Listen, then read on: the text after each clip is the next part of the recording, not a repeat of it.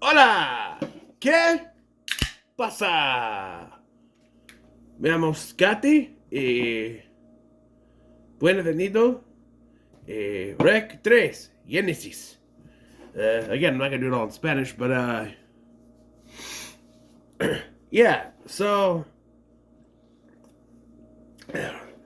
hope I'm saying this right. I tried to look what's crack-a-lacking in Espanol, and they just gave me like "que pasa." So like, okay, whatever.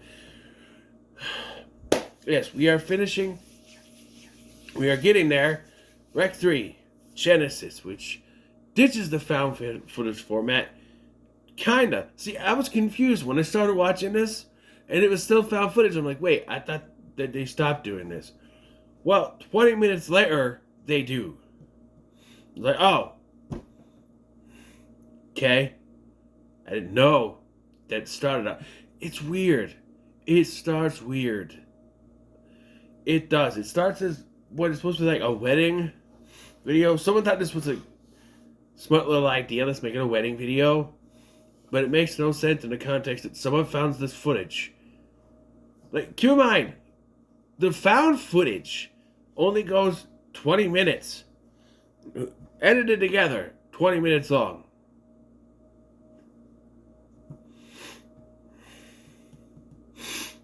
And, yeah, I don't know, that doesn't make any sense. But, yes, the plot of this film is about a wedding, and the married couple,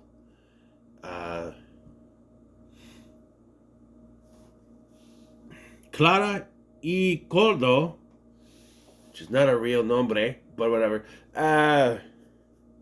We'll go with Coldo. I said that right. Nombre is name, right? Uh, Go down. Yeah.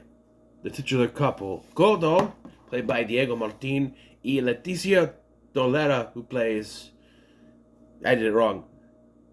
Coldo, played by Diego Martin, y Clara, played by Leticia Dolera. There we go. Who are a recently married couple who has to do with an outbreak in their wedding. That when the outbreak happened makes no fucking sense. It doesn't. It doesn't make any sense.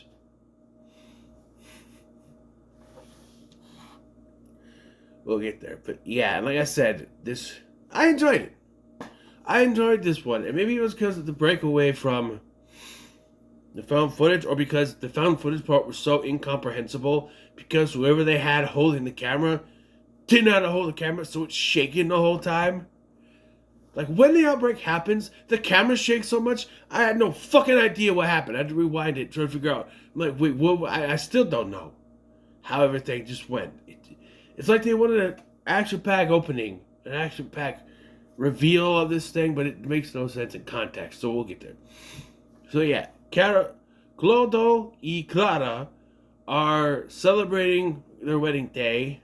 Claire seems to have something on her mind. Clara, excuse me, something on her mind and wants to tell him, but we have like 3 different cameras. We have Atun, who is a professional hired to film the thing, but yet he's not professional enough to keep it steady. Adrian, Coldo's cousin, who has a little handheld thingy, and then there's Tita, who is a friend of Clara's, who only films one thing, I think, before she disappears from this movie. I guess she's one of the people on the bus. Later, they get eaten. That was sad. No, it really was. We'll get there. Yeah. While there, they meet a family member, Tio Pepe Victor. Tio Pepe Victor, or Uncle Pepe Victor, who has a bandage on his hand. He says it turns out he's a veterinarian who was recently bit on his hand by a dog. Now, where do we know where there was a dog that had to be taken to a vet because it's not acting up? And there's a little girl and the mom and the dad had to bring the medicine, and then yeah. Yep, so there's your connection. But, yeah, and a lot of this is just sort of introducing our characters and the friends and the... Yes, speaking of friends, we have Tita, who's barely in this, but there's also... I hate his name. The best man, Rafa, who is like... To me, he looks like Spanish Joseph Fiennes. That's what he looks like to me. Spanish Joseph Fiennes. That's what he looks like to me. Yeah. And so, yeah, we see people asking people to get married. They have fun. At one point, Atun goes out to... I think it's Atun. Goes out to talk to this children's entertainer, Bob Esponja. Excuse me, John Esponja, because of copyright. Yeah. And as they're talking, you see, like, they show Tío Pepe Victor they think he's drunk, he's puking, he's running around, all that stuff. And then as we go back in, Atun is talking to someone else, and he happens to look up, and they see Tío Pepe Victor up at the top, and he falls down, and this is where the shit hits the fan.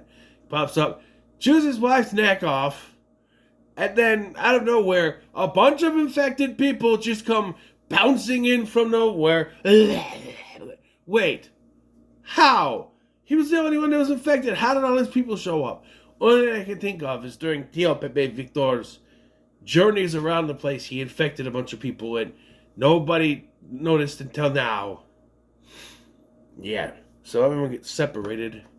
Into the kitchen goes Kodo, Adrian, Atun, and this other guy, who his real name is Malto or something. He's the most sus character here.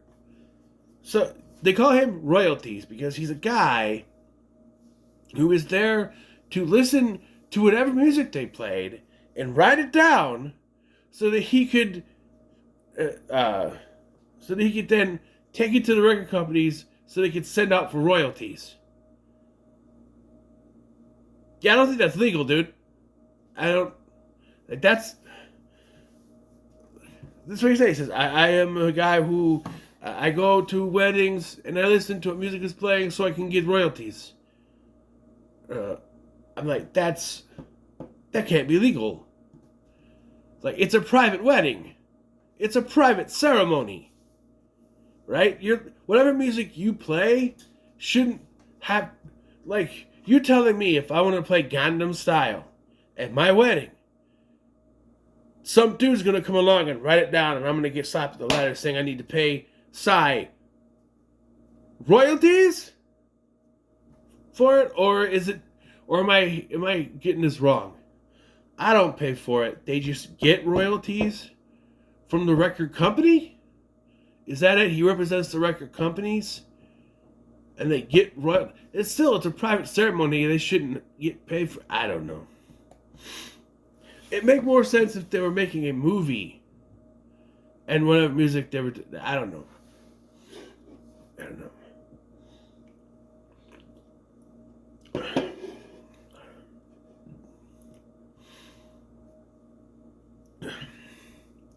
So while they're in the kitchen, this is where Kodo tells Atun, who's holding the camera, turn it off. Turn it off. He said, no, I can film all of this. Our reason, film it all. People need to know what happened. No, turn it off. And it just kind of crashes. Then 20 minutes and we get out our title card, Rec 3. Subtitled Genesis. Yeah. And so now it becomes a real movie. It's in widescreen. It's regular cinematography. It's a normal movie now. Background music, everything. Yeah. So they're there, and over the PA system, they hear Clara. She's fine. We find out that she's actually locked in a surveillance room with a priest, which I will be calling El Padre. And she also tells Kodo that she is pregnant. That's what she's been trying to tell him. That makes the ending of this movie is so goddamn sad. I feel like they forgot about this plot line. Though it is mentioned one more time towards the end, so I don't know. But it's just like, oh, the way their story ends, it just doesn't. What was the point of this, right? At least if you're gonna have her be pregnant, why not have a scene at the end? She survives, like she's bitten, but you're not affected, huh? Because the infection was transferred to the baby. And then have a scene where she gives birth to the baby and it's, you know, it's creative, but no, we don't get that. Anyway, so Kodo decides he cannot stay in the kitchen and they have to go and find Clara. So everyone, but Atun, rightfully so, go into a duct. Rightfully so, because Atun is a very fat man like myself. He's like, I'm not fitting in there. I'll stay behind it. I thought there was some kind of connection between Adrian and him, but it's just like, no, they're not related. They don't know each other. It's like, Adrian's just like, I'll come back for you. And he's like, yeah, he's dead, dude. His ending is kind of sad, though. We'll see later, but yeah.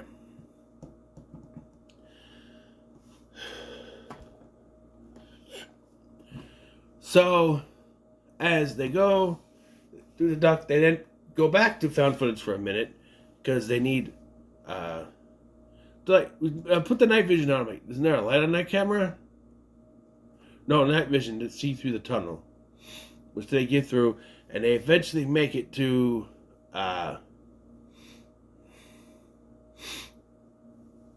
it's not even on here. Make it to this like a sanctuary thing where the grandmother, Tita, and others are hiding. Right? And I'm like, what happened to the best man? Like, there's a guy standing in there. Like, is that him? No. What happened to him? Right?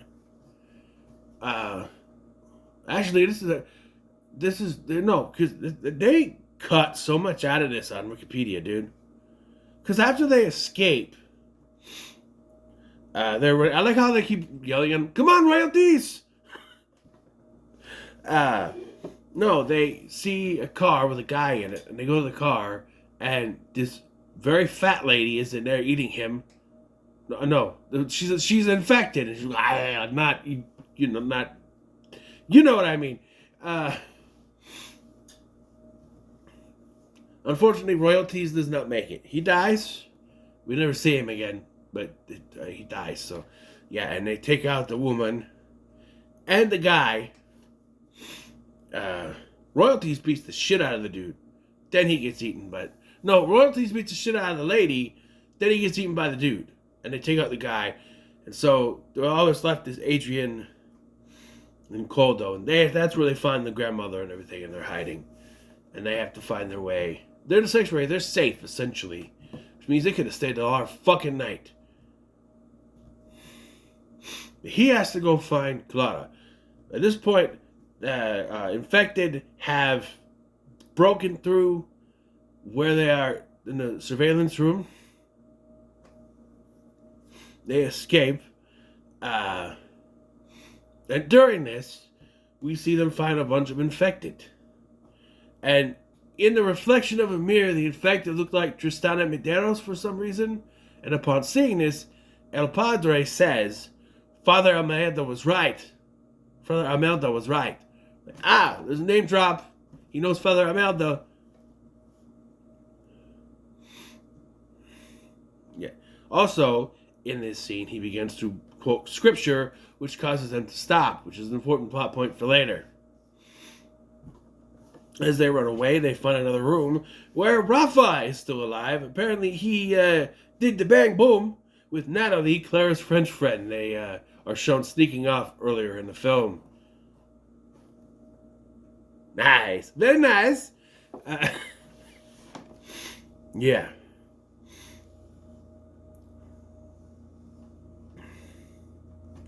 Yeah, then the other things happen. Meanwhile, Koldo,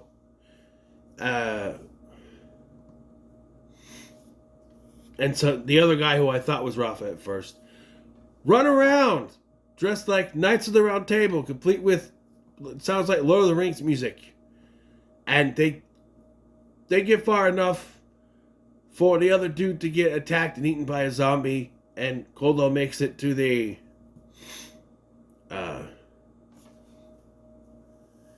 surveillance room, but nobody is there. And he gets there just in time to see the massacre of Adrian, Tita, grandmother, and a bunch of fucking children. They're going on a bus. I'm like, come on, just shut the door. It wouldn't have mattered, though, because this door's about to shut. Zombie gets a hand. I'm like, shit. And then the other zombie just opens up another door. I'm like, okay. There's got to be locks on the thing or something. Right? No.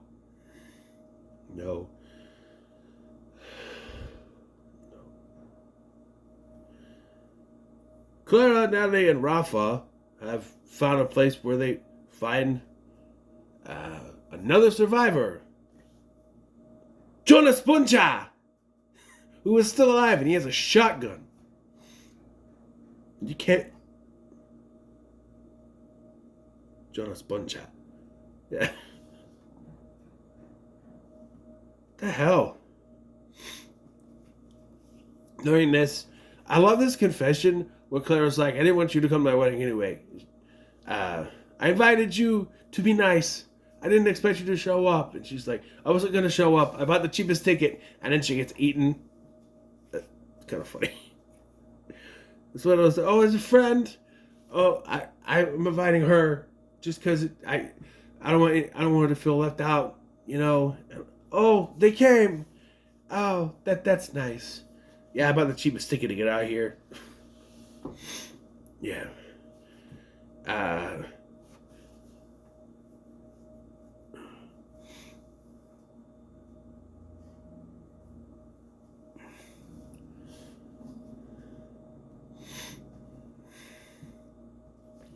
Eventually get out of there and make it outside.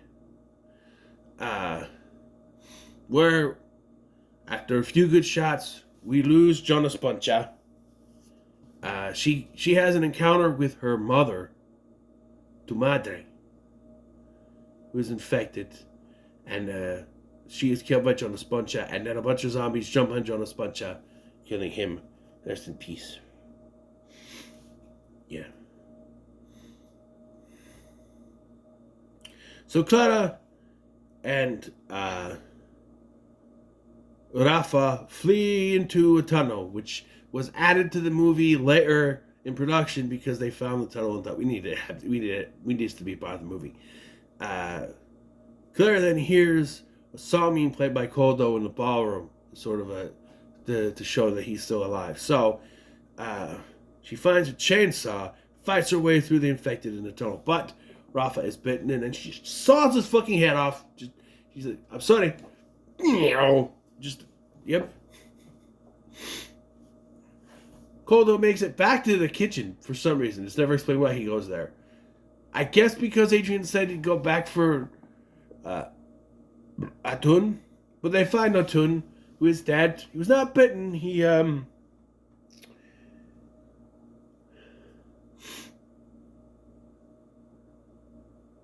unalived himself.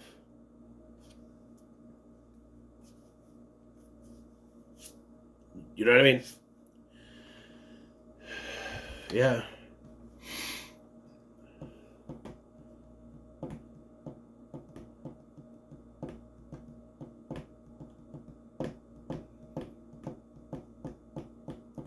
And after a big fight with Tio Pepe Victor, which sees him just right into his face with some kind of machine,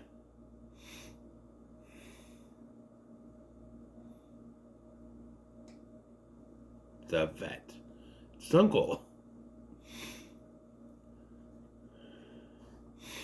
Clara, I like how it just skips over everything. Clara finds Goldo in the kitchen and both are surrounded by a horde of infected. Yeah, it doesn't tell you that she finds him in the kitchen. She is in the... Earlier in the film, they tried to use a Swiss Army knife to open the vent, but he dropped the Swiss Army knife down. She's under the vent, and she has to go back down and find the Swiss Army knife. And I'm like, why couldn't she just see it, grab it when it's there? It should be right there. Suspense, maybe, but it's like, oh, there's a bunch of zombies coming by. It's like, she gets it, gives it to him, he undoes the thing, and the whole time, hurry up, hurry up, hurry up, he's trying to, and it does. And none of the zombies climb up through the hole. They're surrounded by other zombies, but they're saved when El Padre quotes more scripture, which allows them to leave. Yeah. Except for the infected grandfather because he is deaf. And he bites Clara. Which I feel like she didn't need to get bit. How much blood is going on her mouth? Like, come on. And again, it would be, just saying, and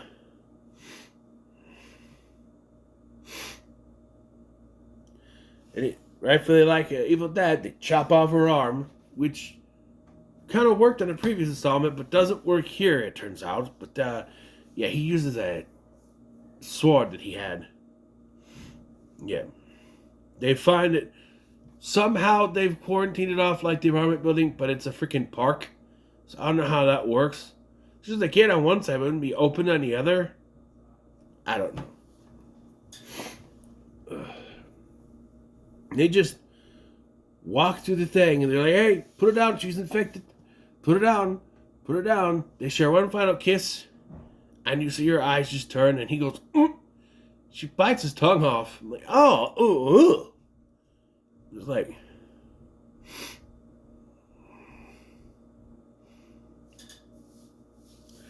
and she turns to attack them, and they just shoot both of them down, and they hold each other as they die.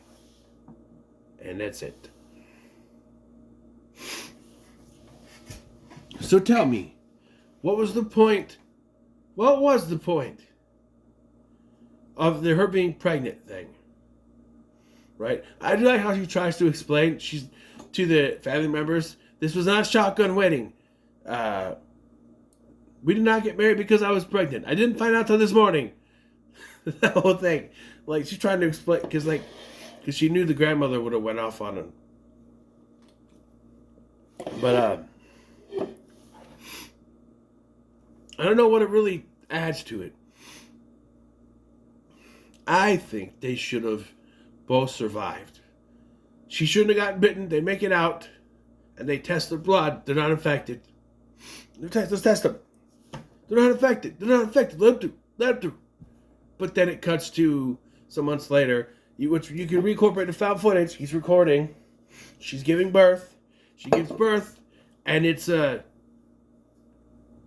like a infected creature thing. Then end credits. That would be so much cooler. No. Despite it not being a found footage film, it ends the way a found footage film where they both die. Right? You had a perfect that give a happy ending of sorts, right?